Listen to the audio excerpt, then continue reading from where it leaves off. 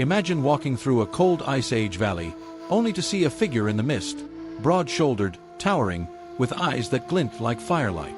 It's not an animal. It's not fully human either. It's a Neanderthal. For early humans, these beings weren't just neighbors. They were rivals, competitors, and sometimes predators. The clash between Neanderthals and Homo sapiens is one of the most dramatic survival stories in human history. Picture yourself standing in the frozen heart of Ice Age Europe. The wind cuts like knives, snow crunches underfoot, and in the distance, a figure emerges. At first, you think it's human. But as it comes closer, you realize something is different, terrifyingly different. The being towers with a barrel chest, shoulders like boulders, and forearms thicker than your thighs. Its brow juts forward, its nose is wide and flared, and its jaw looks strong enough to crack bone. This is not some myth, not a creature of imagination. It's a Neanderthal. For early Homo sapiens, encountering a Neanderthal must have been like facing nature itself. Here was a rival species shaped not for comfort, but for survival in the harshest conditions Earth could throw at them. Their bodies were built to endure endless winters, hunt massive beasts, and wrestle survival from landscapes where most would starve.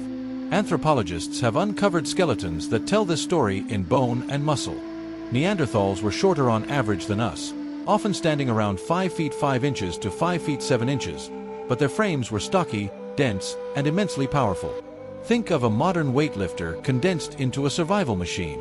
While early humans were leaner and built for endurance running, Neanderthals were sheer brute force, designed for bursts of strength in close combat with nature. And it wasn't just their size. Their massive skulls, broad rib cages, and thick bones revealed a physiology unlike anything walking the earth today. They were, in many ways, freaks of nature, but freaks perfectly tuned to thrive in the Ice Age. Neanderthals didn't just look powerful. Every part of their anatomy screamed survival in a frozen, brutal world.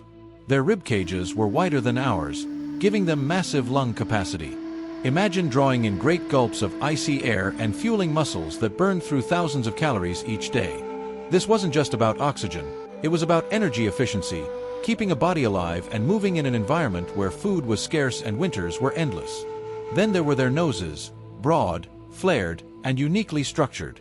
Scientists believe Neanderthals could humidify and warm freezing air before it hit their lungs, reducing the risk of damage in sub-zero climates. For early humans who migrated into these cold regions later, this would have been a major disadvantage. Neanderthals were born of the Ice Age. We were intruders. Their skulls also told a story. Thick brow ridges and elongated brain cases gave them a distinctive, almost alien appearance.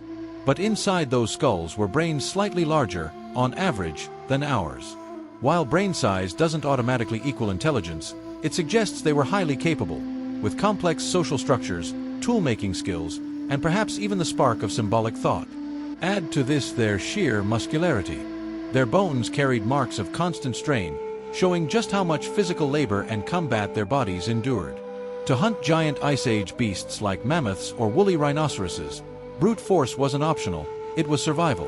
When you add it all up, Neanderthals weren't just another branch of humanity. They were a specialized response to an unforgiving world. And to early Homo sapiens, stepping into Neanderthal territory must have felt like trespassing into the domain of giants. Now picture this: early Homo sapiens migrating into Europe, leaner, slightly smaller, and far less muscular than the Neanderthals who had ruled these icy lands for hundreds of thousands of years. Imagine stumbling upon a group of Neanderthals for the first time. Their broad shoulders, massive arms, and intimidating faces would have made them look less like distant cousins and more like predators. This wasn't just a physical difference, it was psychological warfare. Early humans must have felt the same fear and awe we feel when standing before an apex predator. Neanderthals weren't just surviving, they were thriving in conditions that tested the limits of human endurance. To challenge them wasn't only about hunting rights or territory, it was about facing beings who embodied raw, primal power. And yet, these encounters weren't always hostile. Archaeological evidence suggests that Neanderthals and Homo sapiens sometimes exchanged tools, even shared hunting grounds. But make no mistake, competition was inevitable. When resources ran low, it was survival of the fittest. And in the brutal face-off of muscle versus cunning, every encounter shaped the destiny of our species. Neanderthals were the freaks of nature that early humans had to reckon with. They weren't monsters, but to those first Homo sapiens, they might have felt like living legends. Part nightmare, part rival, part kin. For decades, Neanderthals were painted as the clumsy, dim-witted cousins of modern humans. The stereotype of the dumb caveman, hunched, grunting, and barely scraping by, has dominated popular culture. But the truth couldn't be more different. Modern science has completely rewritten their story, and the results are nothing short of astonishing. Archaeological digs have revealed that Neanderthals crafted finely made stone tools, far more advanced than once believed. These weren't crude rocks. Some were carefully shaped for hunting, scraping hides, and even woodworking. They mastered fire, not just to survive the cold, but to cook food, harden wooden spears, and possibly even create adhesives to fix stone points onto shafts. And here's where it gets even more fascinating. Neanderthals buried their dead. This single act speaks volumes. It shows they had a concept of loss, ritual, and maybe even a belief in something beyond life. Some burial sites even contain flowers or tools placed alongside the body, a clear sign of care and symbolism. So, were they just survival machines? Not at all.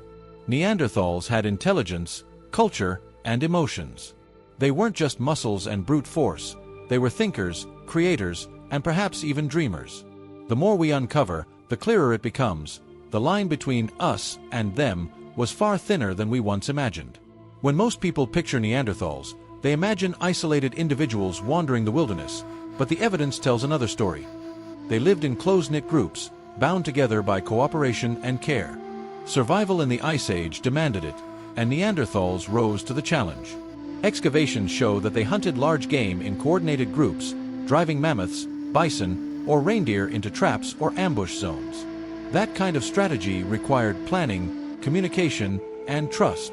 It wasn't one strong hunter against the wilderness, it was teamwork. But what truly shatters the old stereotype is their compassion.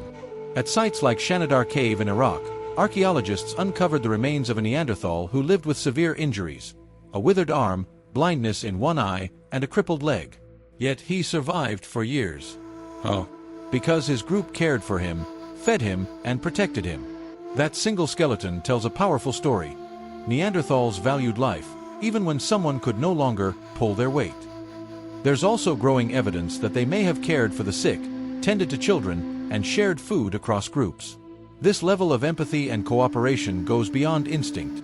It hints at deep social bonds. In other words, they weren't just surviving. They were living as families, clans, and communities. This compassion shows us that Neanderthals weren't cold-hearted brutes. They had room for kindness, loyalty, and connection, traits we often think of as uniquely human. For decades, the ability to create art and symbols was thought to be a line separating us from them. But discoveries across Europe and beyond are blurring that line. In caves in Spain, faint red ochre markings, over 60,000 years old, suggest Neanderthals were creating symbolic art long before Homo sapiens arrived in the region.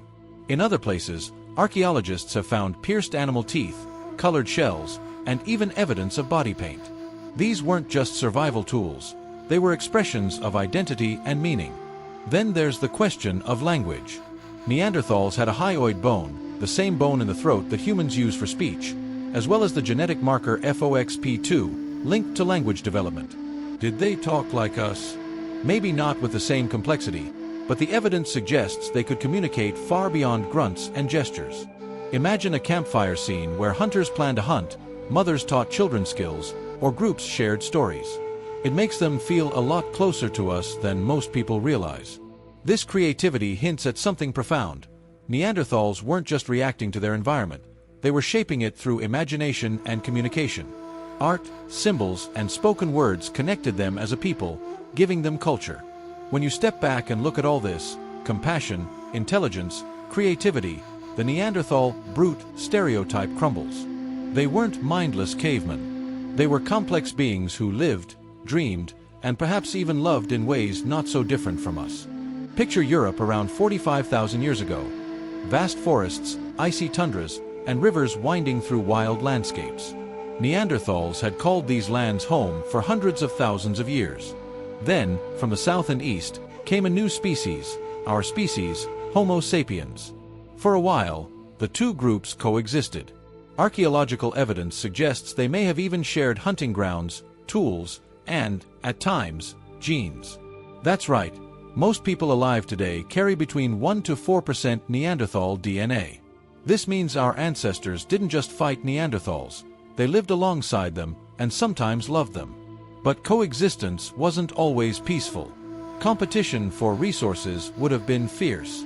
Imagine herds of mammoth and bison migrating across the plains, food that both groups desperately needed. With harsh winters and limited supplies, every hunt mattered, and encounters between Neanderthals and Homo sapiens might have turned tense, even violent. What's striking, though, is how differently the two species approached survival. Neanderthals were masters of endurance, adapted to cold climates with stocky builds and powerful strength. Sapiens, on the other hand, brought innovation and adaptability. More advanced tools, wider social networks, and perhaps more complex language. The stage was set for a dramatic confrontation of survival strategies. In a world where every advantage could mean life or death, this meeting of species would reshape human history forever. The Ice Age world was unforgiving. Food was scarce, winters brutal, and predators ever-present. When two powerful human species shared the same land, conflict was almost inevitable. Archaeologists have found signs that some encounters weren't friendly. Blunt force trauma on Neanderthal skulls suggests violent clashes, perhaps with rival groups of their own kind, or possibly with invading Homo sapiens. Imagine two hunting parties meeting at a river crossing, both eyeing the same herd of reindeer. Neither group could afford to back down easily, and desperation might have turned cooperation into bloodshed. But direct conflict wasn't the only struggle. Sapiens brought an entirely new playbook to survival: longer-range weapons, throwing spears, and perhaps even the bow.